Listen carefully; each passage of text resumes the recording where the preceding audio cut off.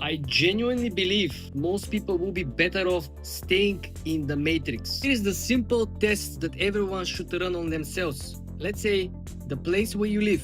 You can be in the mountains, it can be in the city.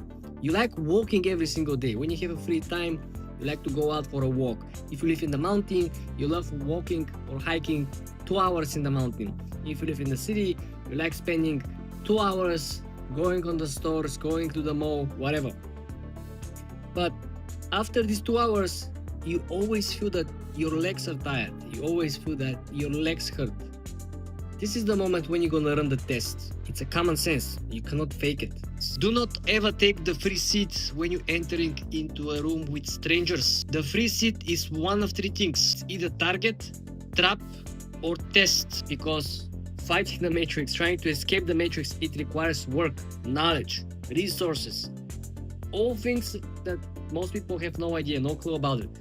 When I see somebody that have lack skills, lack experience, lack connections, lack network, no strong positions anywhere, it always reminds me the first episode of John Wick, the son of the Russian mob, when the guy said, "No problem, dad, I'm gonna fight John Wick, I'm gonna fix the issue," and the dad looks at me. The kid has no clue what he talks about, right? That's why, presumably, most people are simply better off staying in the matrix, following 9 to 5, working paycheck to paycheck, trying to build up something, trying to get the first home, first house, competing with BlackRock, etc. But the main idea here is that if you follow the historic quotes and wisdom, if you can beat them, join them, right? Not everyone can be the leader. Caesar, Alexander the Great, these are singular figures who actually were either positioned. You have to read some mythology, you will find out that Aristotle was the actual mentor of Alexander the Great, right? So for some people, there is a particular arrangement that helps them elevate their position to be successful in ventures that are very unusual. Most people are not like this. If you don't have the setup, and if you can't build the setup, because a lot of people weren't born, in the kingdom, but they were capable, they were resourceful, they spent the whole 4 years in college or university in the library, reading, preparing, backtesting, trying to save as much money as possible so they can run the side hustles, the businesses. Look at all the 80, 90 years old billionaires, Warren Buffett type of way. Almost all of them started the same way, delivering newspapers, selling garbage bags door to door. Why? Because the side hustle niches at this time were the same.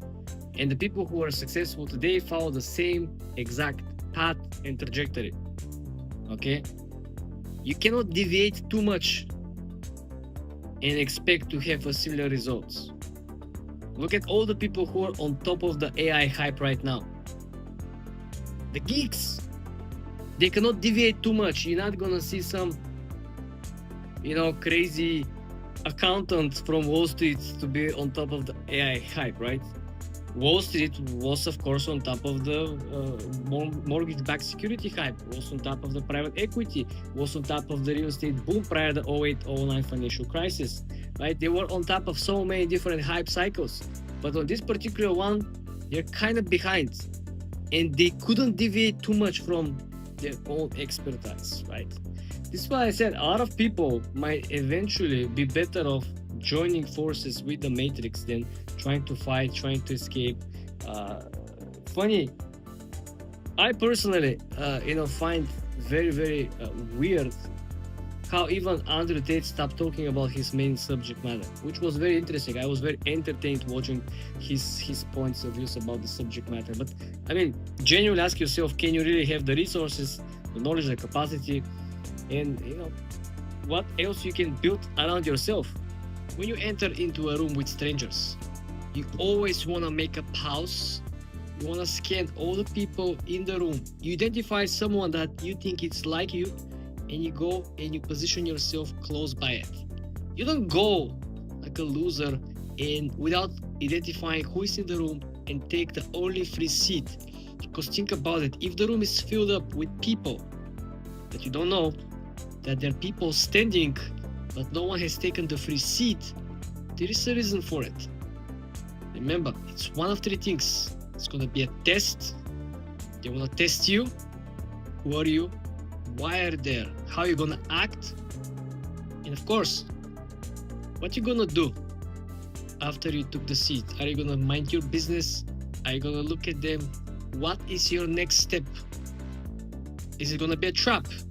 Similar to the movies where every single important person that has two cars, one on the front and one at the back, providing a security in case of a trap, right? This is the same situation. You have a one free seat, you have two people on each side of the free seat. This is the second important point. Third important point, it might be a test, right? Test, trap, and target, right? The target, something, it is going to happen. It is planned to happen on this particular spot, and everyone else in the room knows that they should stay away from this free side. Okay? But you just enter the room, you don't know what's going on, and I've seen this many times. Just think about how many times you have used the public transportation, and there is one free seat, and the next stop comes in. No one stand up to make the free seat. The free seat has been there for a couple of stops, and there are people coming in and just grab the free seat, right? Just think about this. Without scanning, without identifying the situation, the seat might be dirty. Something happened just a couple of minutes prior, something with the seat. Some people might have fought, something else might have happened over there. Other people around are not stupid standing. It's a very simple, premature example. Things could be much more serious than this. This is why being always aware of your surroundings and making a quick pause, scanning, observing, analyzing, because this is the most common reaction, right? You identify someone who is like you, according to your own personal judgment. You position yourself close by them. You don't go and position yourself and you sit next to or stand next to a person who is completely opposite of you, right? Why? Psychologically, you want to make sure that you can predict the move of the person that is closest to you. Who you can predict, someone that you think it's like you. So it's kind of you can predict what you would do in case of an emergency, in case of an ABCD situation. You don't want to sit to someone that you cannot really read psychologically. We got to strategically self-defense military type of mode, but realistically this is probably the best way that you can not only position yourself but collect information, preserve yourself, preserve your security, and also you may be able to put yourself in one of the strongest positions in terms of offense or defense, depending on the developments. But if you really think about it, the people who are not aware of their surroundings are the last people to find the way either to protect themselves or to fight back. Think about it. This is not something unusual or something out of the blue. This is something that I believe most people watching this video will be completely already experienced situation like this, where they enter into the room, right, and they just look all these strangers and they don't want to take the seat. I've seen even a lot of people that have even higher precautious mechanism where they enter, they freeze, they stay next to the room, and when they just enter, they don't want to go further down, they don't want to scan, they don't want to make eye contact, they don't want to identify the people. Maybe they will be waiting a couple of minutes until someone else has entered the room. Everyone else will be distracted, so the people prior entering will have the opportunity to identify, to scan everyone else and plan their next move. You know how when you go on Google and you just type on the empty search box, Google gives you the most search queries, right? So if you go on Zillow and do the exact same exercise, you're going to get the most search query cities. In our case, we have most people looked for Miami, New York, and Beverly Hills. So this is obviously the hottest market. Let's skip this question and let's see what actually people are looking for the most. In Miami in particular, the hottest market and so far has seen the biggest price decrease. Some people actually delist the listings. If you watch my previous video, report from Zillow actually indicated a lot of owners who had their properties listed on the market for over 120 days. They, instead of adjusting the price of the real listing, they decided to delist the listing, send somebody, take new pictures of the listing, and then relist the property with new photos. So in this way, when you go on listing, for example, you ain't gonna see the price history and the fluctuation. So if we go down over here, right, usually you will have a chart with the story of the property price, the historic price move. It went up, it went down. You can actually see what is the market in the area. As you can see over here, the price in this particular example over here, right, we see that the price actually has come down 8.3%. And this is a property for rent, right? We have adjustment of the pricing for the property for rent, and we have adjustment of the pricing of the properties for sale as well. As you can see over here, the property was actually listed for sale and was listed for sale 46% higher, which you see there is no comparable evidence over here on the previous pricing. The public tax records since 2022, if you scroll down, if you go even lower, so the first time when this was actually established was 2007. As you can see over here, the price was 372,000. Scrolling all the way back to 2024, the property tax assessment was $480,000, which is, I would say, not a huge assessment, around $100,000. But as you can see over here, we have a tax assessment that was much lower in the years between 2008, 2009, which was between the financial crisis, which was normal. Even in 11 and 12, and even 13, the property was having a tax assessment under $200,000 all these years, as you can see over here. So this again explains how you see they start adding this 10% annual 10% bump of the assessment of the property. 2020, this is the virus situation. The property has seen 4% decrease of the assessment. The property took advantage of it, and then we continue with this 10% bump since 2023, 2024. So very important over here, like I mentioned, the property jumped from sale to rent. And you see what was the prior event? The listing was removed. This is exactly what I was talking to you about, right? A lot of listings are simply removed for a variety of reasons. But according to the most recent report from Zillow, most of these listings are removed from one main reason, which is usually if the property sits on the market for over 120 days, it simply looks bad. It looks like a bad deal. Probably something is wrong with the property, wrong with the actual prices, wrong with the neighborhood. Something is wrong, right? There's no demand at this price. So instead of them adjusting the price and making the price cheaper, either for sale or rent, it's still gonna see that the property has been already sitting 120 days on the market, and then adds more days even on the lower price. Then when you look at the price that, let's say it was listed for rent for $5,000 a month, and then you have sitting 120 days, no one rents it out, and then the price is actually decreased to, let's say, 4,500. The price is lower, but the days are actually keep mounting. So it might be 150 days and it's 4,500, and people are getting even more scary that this might not be a good deal or something is wrong with the deal, because the price might be going lower and lower, close to the actual market price, which is a good deal. But then people look at the days on the market, they said, oh, this is sketchy, you know, this is too good to be true.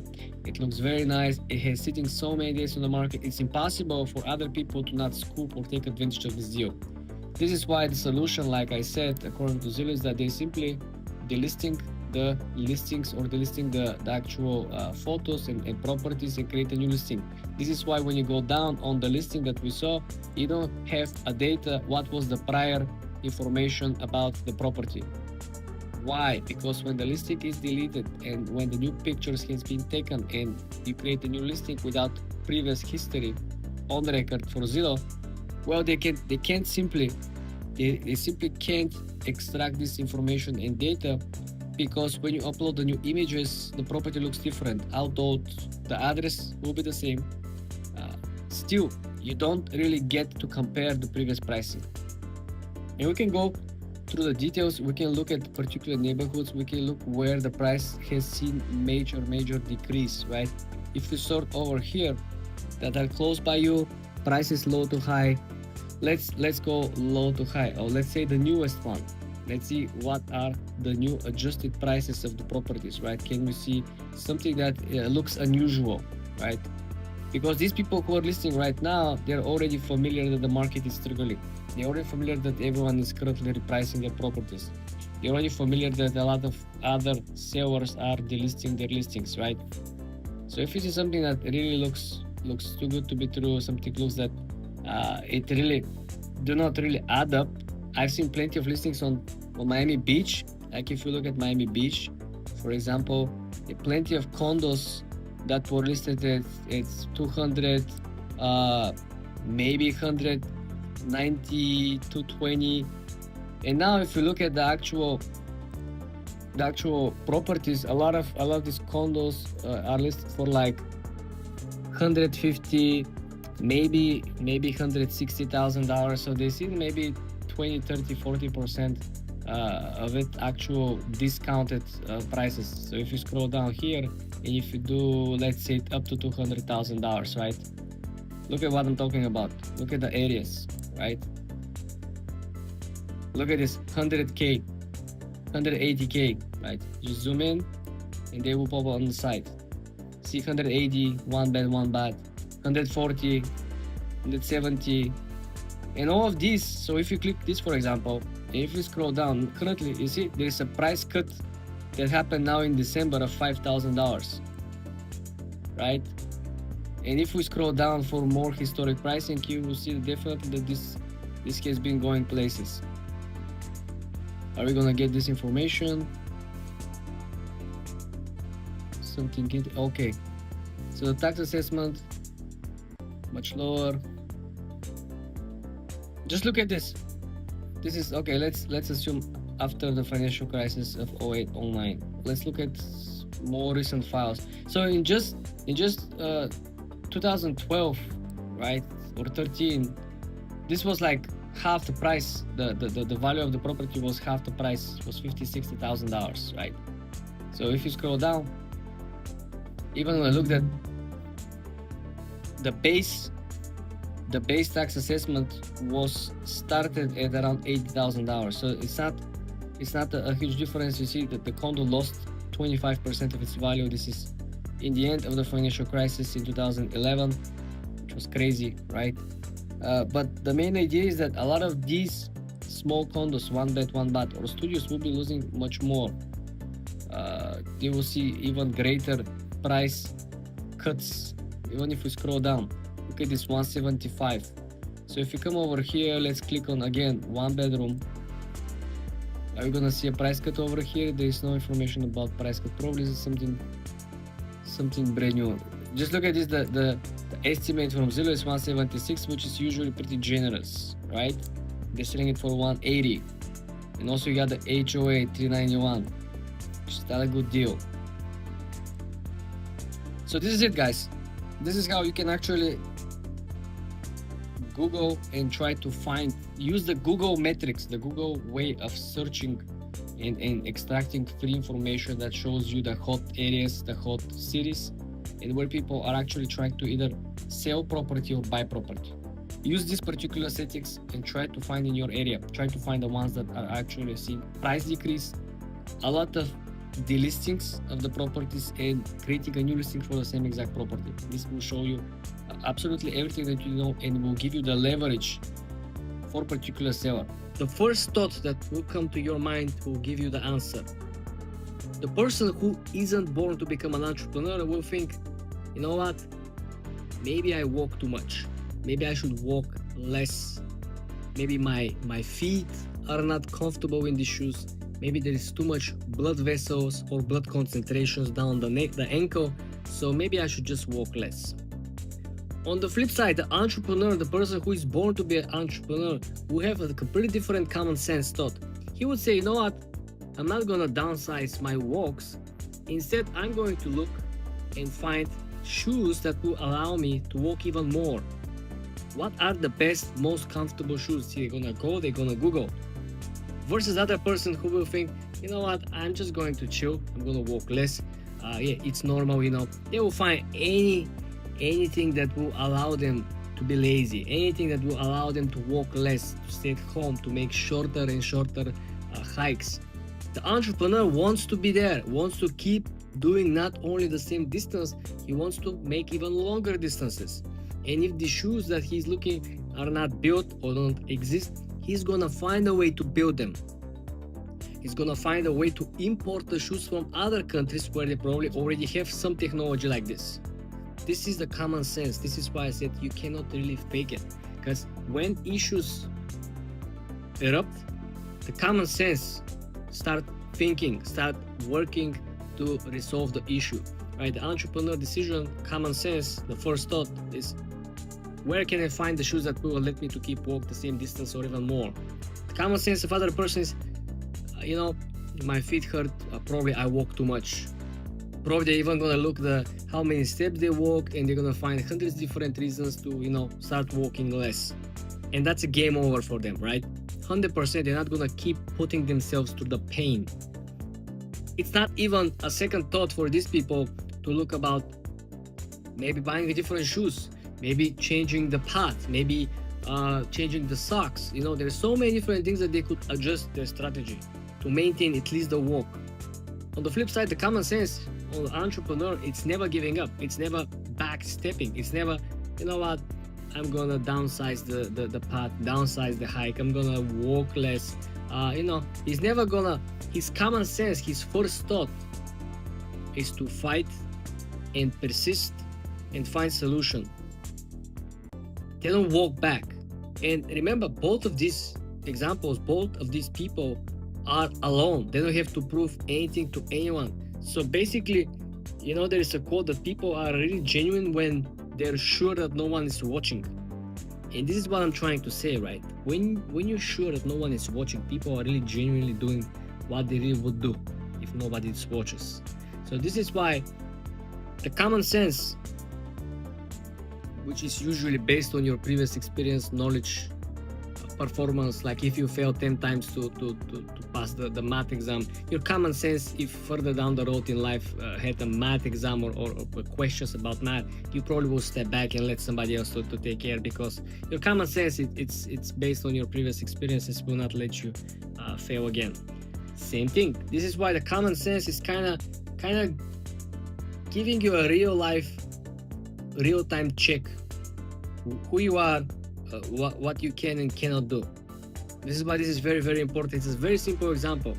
Like I said, every kid will understand and see the difference, right? You know, there are kids who, they will go down on the playground, they will try to play soccer or whatever, they're gonna fall and they're gonna give up, right? And the kids who will continue playing, even if their knees hurt, whatever, right? It's just a common sense. It's the mentality that is built inside of everyone. And if you haven't tested yourself, you have to test it, and you have to find out what type of a person are you. And this hopefully will give you much clearer path where you should double down